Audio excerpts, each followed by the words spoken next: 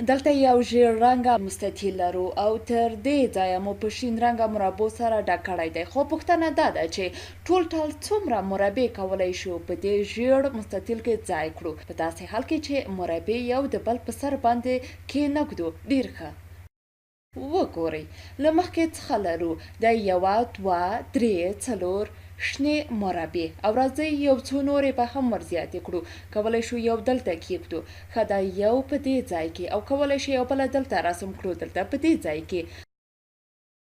نو اوس ویلی شو چې 1 2 3 4 5 او 6 دانې شین رنګه مربع په دې مستطیل کې ځایږي. اوس راځئ د لویې ژیړې مربع ته راشو. په عین ډول سره دلته هم مربع لرو. له مخکې مو په یو شمېر مربعو سره دا ځایونه ډک کړي دي. او زما پوښتنه دا ده چې ټول څو دانې مربع په دې لویه مربع کې ځایولی شو.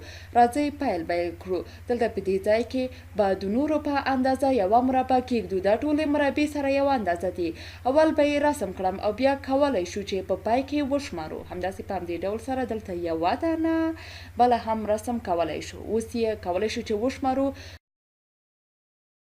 1 2 3 4 5 6 7 8 او 9 دانې وړې مربع کولی شو د لوی مربع په منځ کې ځای کړو.